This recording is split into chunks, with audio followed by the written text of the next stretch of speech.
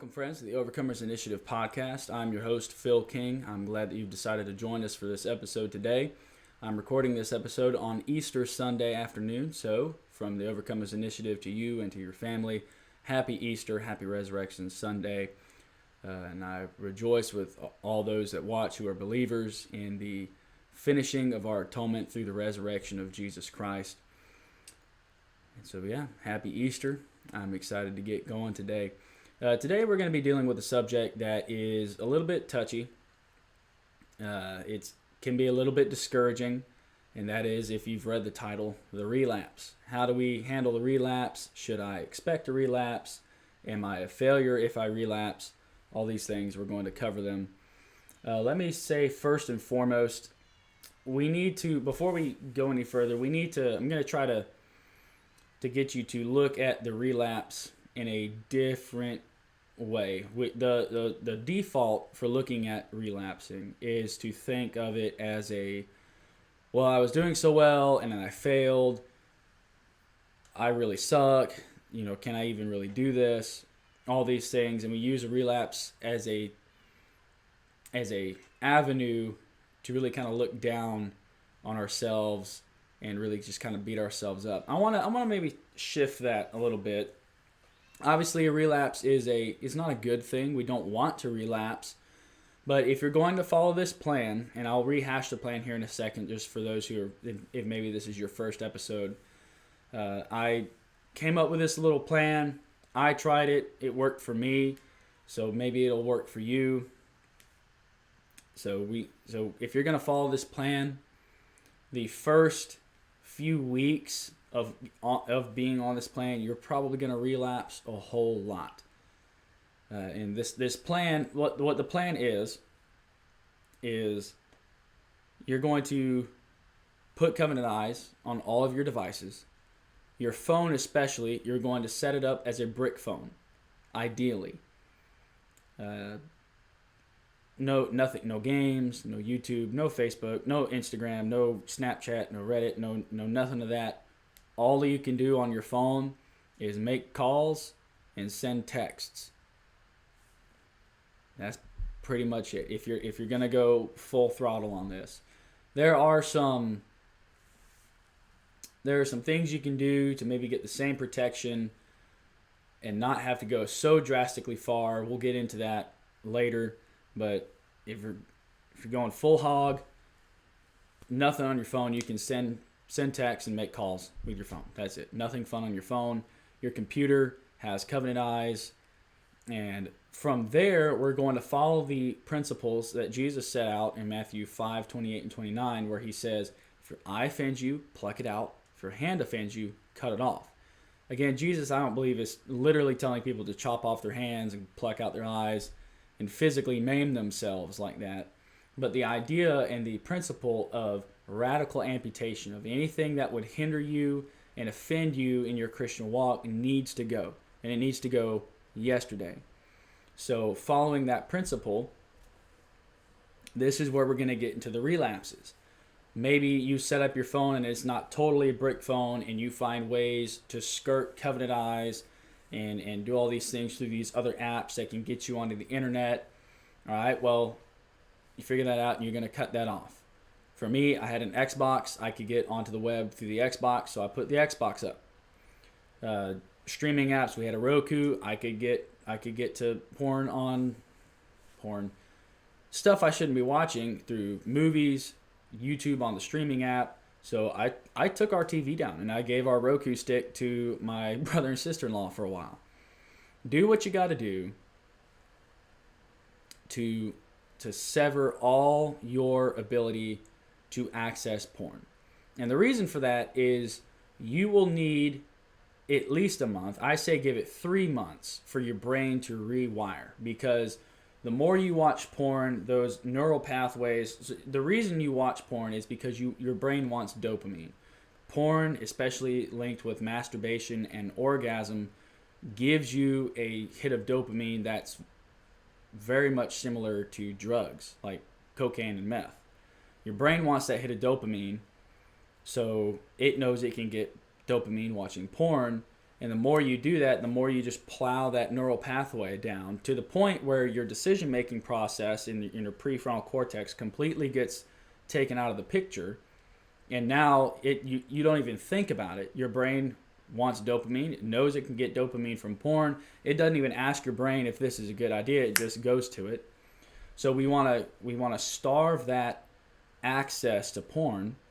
So we're forced to look for dopamine elsewhere, and our brain begins to rewire itself, give new, healthier neural pathways. Our prefrontal cortex gets back involved in the decision-making process so we can make intelligent, right decisions. Throughout all of this, especially the first little bit, I don't care how thorough you are in eliminating possible sources for porn, you're not going to eliminate everything right off the get-go. It was true for me. It'll be true for you unless you just say no to technology, period. And if you can do that, God bless you. I wish I could do that. I'm so darn linked to everything in the internet. It's ridiculous and I hate it, but that's the way we are now. So you're going to go through a season where your brain kind of goes into what I call crackhead mode. You know, you see the guys like, hey man, you got any of the, they have to go on side quests, as the comedians would say. They got to go on a side quest and pull copper out of AC units and stuff. Well, your brain's going to go through that. Your brain's going to sit there shaking and scratching and be like, hey, I need to get my fix. And it's going to start thinking of ways, okay, well, I know I can get to this thing from here at this app, and then I can go from there. And like, it's crazy what your brain will think up when it's desperate for a porn fix. And so there's going to come a time where your brain figures out something and somehow to get to porn, and you're going to say, oh no, that's I can't do that, and you're going to back out. But then later, that's just going to itch, knowing that you can get there. That's just going to itch, and it's going to itch, and it's going to itch, and eventually, unless you cut it off right at the pass, you're going to relapse. So this is what this episode is dealing with today, is just what to do after the relapse, because we're going to relapse. I should say before we go any further, most of the information that I got today has come from the Covenant Eyes partner app, companion app, I guess they call it. It's called Victory. If you have Covenant Eyes, if you want Covenant Eyes, most of their account management is moving towards the Victory app.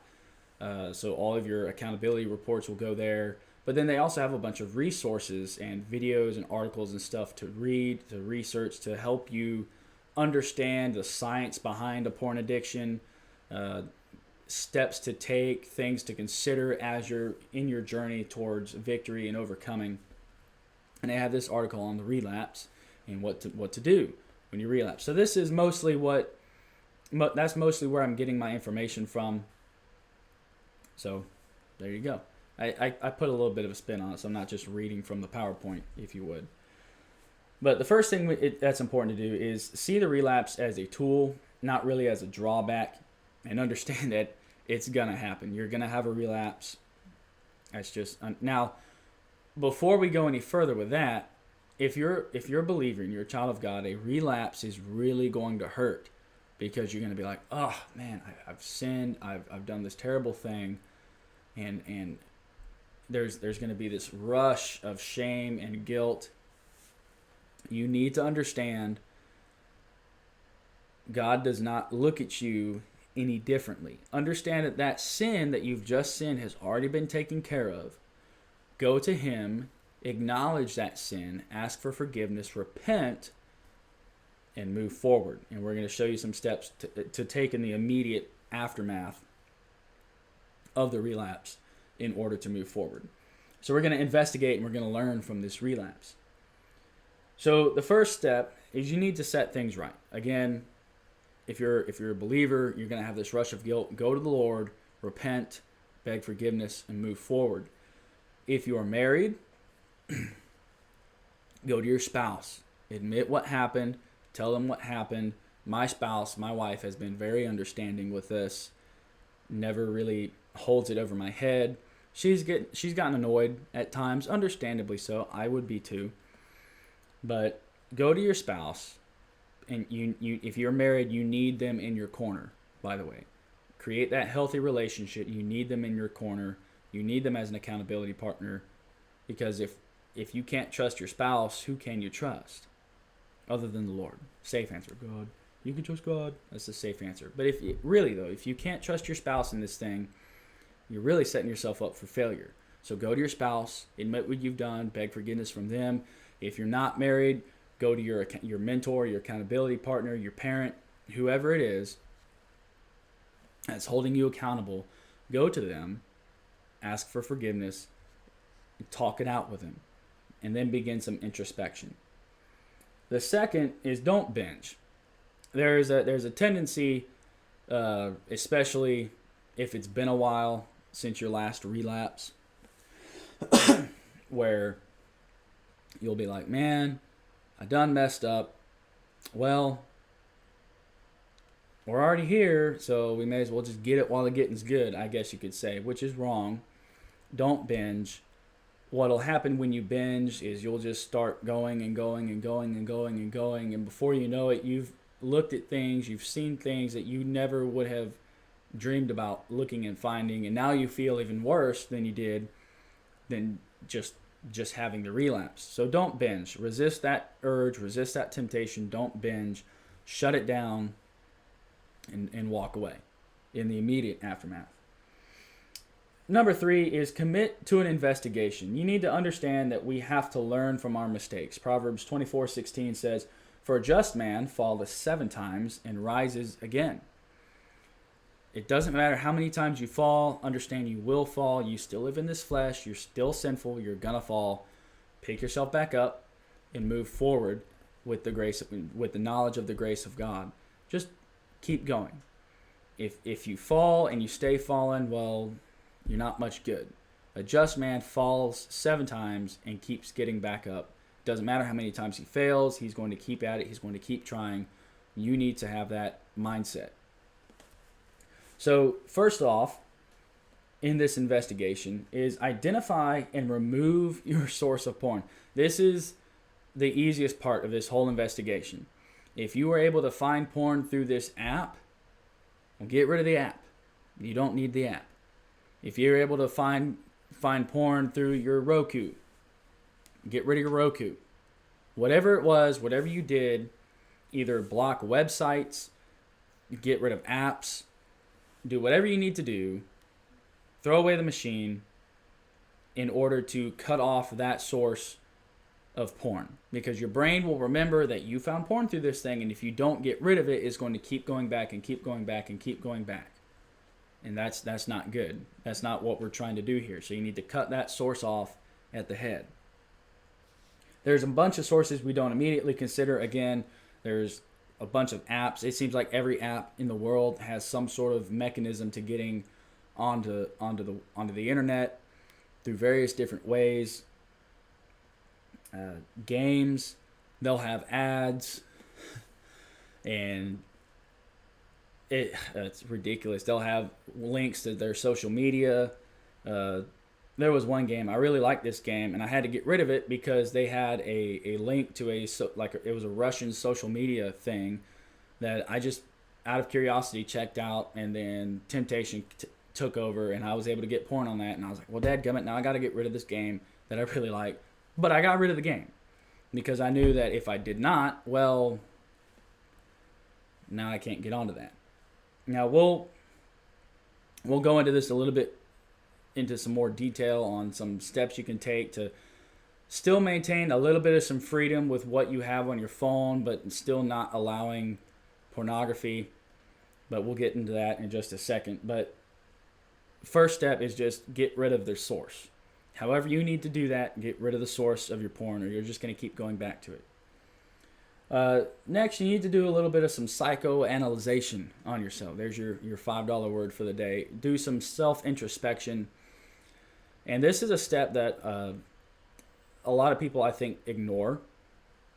But it's a very, very important step because there was a lot of factors that went in, most likely, to you falling to this temptation here. You got to do some soul searching to get an idea of how you were feeling physically, emotionally, spiritually. Were you feeling, as far as physically goes, were you tired? Were you hungry? Were you sick?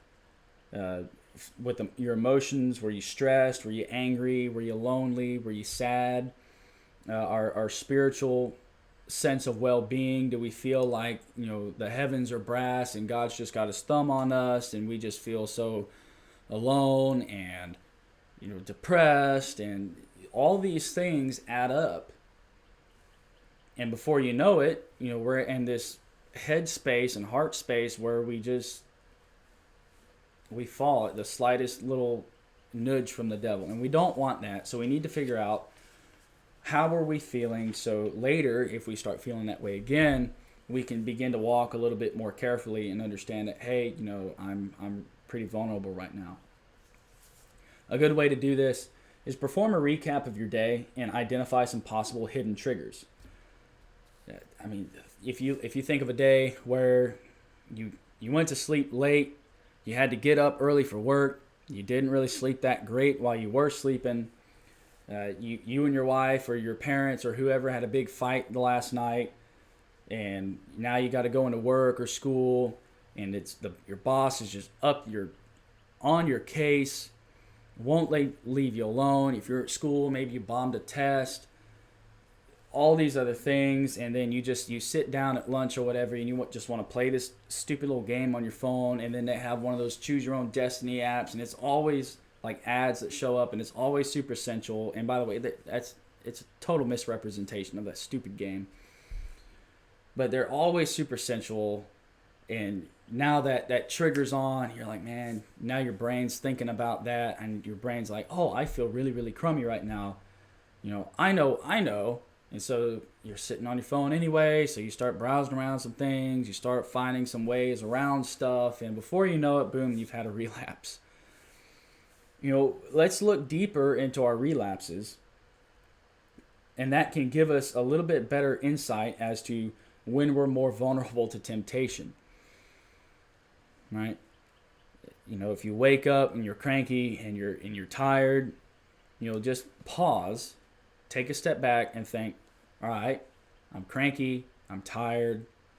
I know from past experience that because I was cranky and tired, I was a little bit more vulnerable to temptation. So maybe I'm just gonna take 5 seconds and really pray and really ask God to help me today, because I know that I'm gonna be fairly vulnerable. If you're hungry, go eat something. A big one for me is just not doing anything. I'll be home alone. There won't really be anything to do, and I'll just be sitting on my phone playing these stupid games. And the idle mind is the devil's workshop, right? So don't be idle. That's a big one for me, is just do something. Go clean the bathroom. Go clean up the yard. Go do something. Anything to get you off of your butt and moving around and focused on some sort of task. Because the minute you're idle and you're not thinking about anything, well, your mind begins to wander, and it starts, because we're sinful and fleshly and you already have a proclivity to this, you're going to start focusing on more sensual things, and it moves from sensual to sexual things, and then now you've relapsed and now you feel crummy. So don't be idle. Pay attention to how you're feeling physically. Are you tired? When you start getting these thoughts for temptation, just take a step. A good thing that Victory recommended was just take 2 seconds and look for and name just 5 things in your space. Like, so I got a lamp right here, I got a hat, I got my computer in front of me, a guitar case, a calendar, windows. And that brings you out of your head and back into your surroundings. And so it kind of breaks that train of thought. And then really think, okay, I'm having these tempting thoughts. So let's look at how I'm feeling right now. Am I lonely? No, I am a little bit bored. I think I'm a little bit hungry. And I could use a nap. Well, go make yourself a sandwich. Take a nap. And you'll be amazed how much better you feel afterwards. And then you've avoided a relapse because you walked circumspectly, you walked with your eyes open, and saw the signs, understood where you were because you've investigated past relapses. And now you know, okay, this is where I'm at. These are the steps I need to take to avoid this relapse. By understanding what conditions make us vulnerable to tempting, we can walk more circumspectly, and you'll find that in Ephesians 5:15 and 1 Peter 5:8. So that's how we deal with the relapse.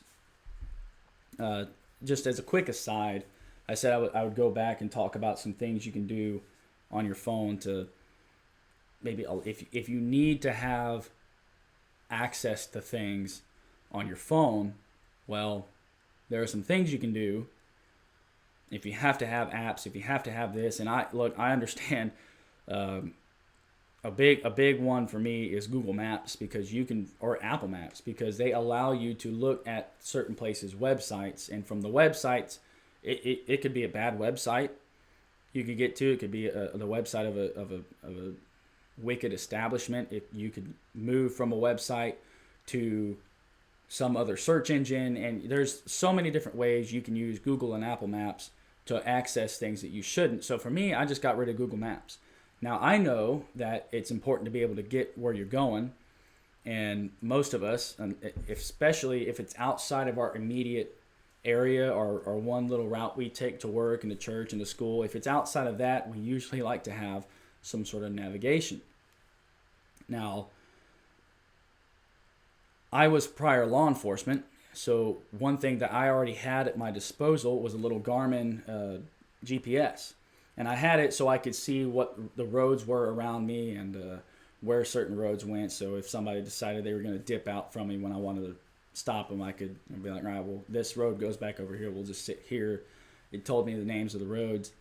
Once I got out of that and I moved back to where I'm at now, well, Google Maps started being an issue, but I already had this Garmin, so we just started using the Garmin for navigation.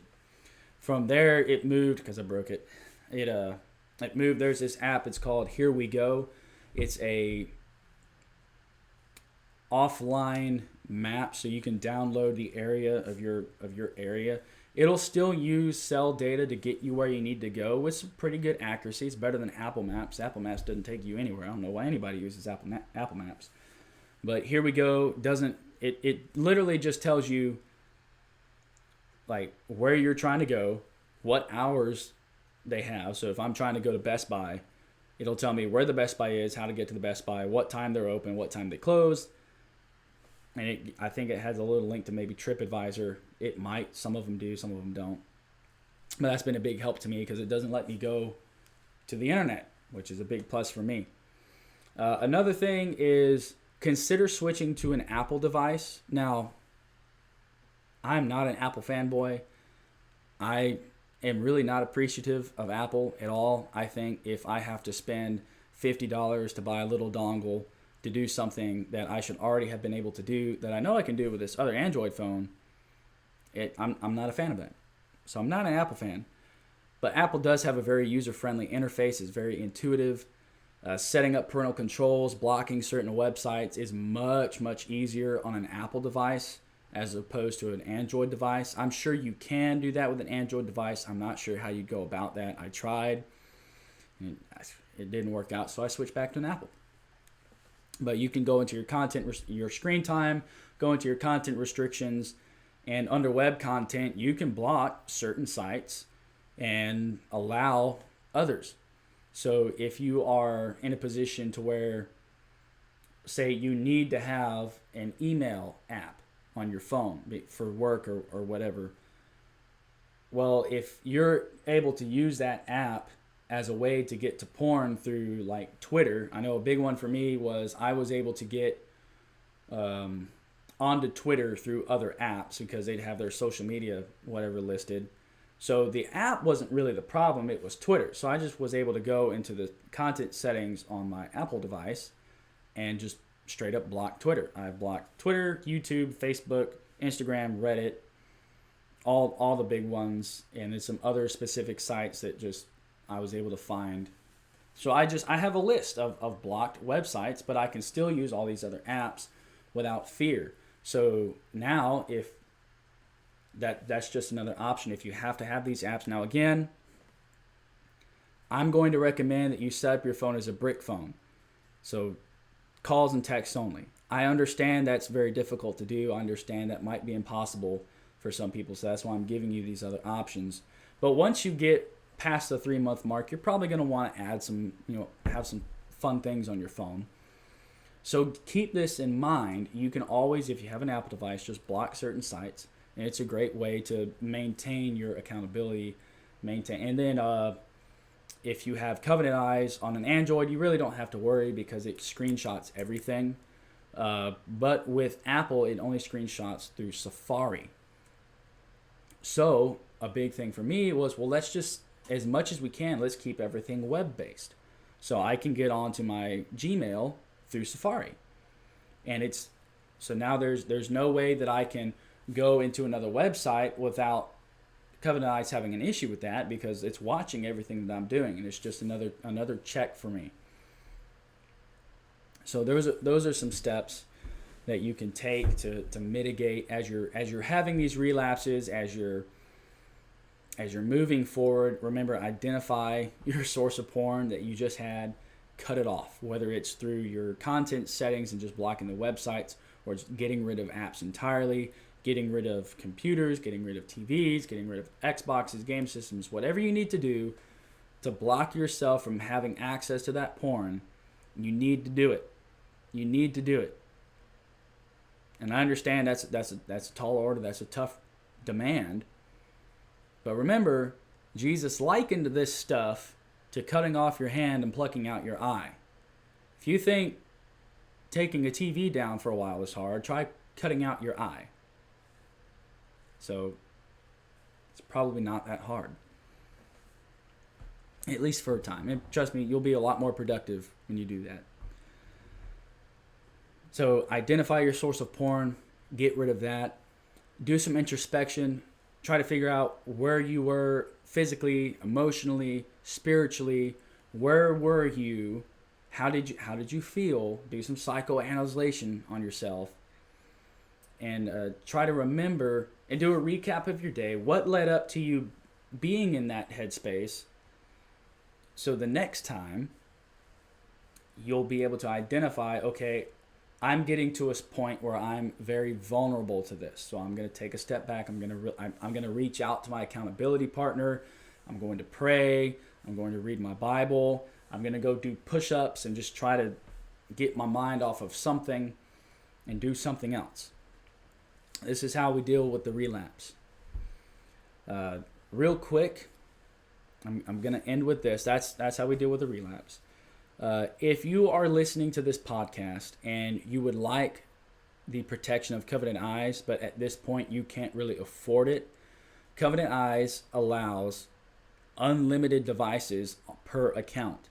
So what I will do for you, because it's Easter, is if you are watching and you're listening and you would like Covenant Eyes on your device, but you can't really pay for it, reach out to me.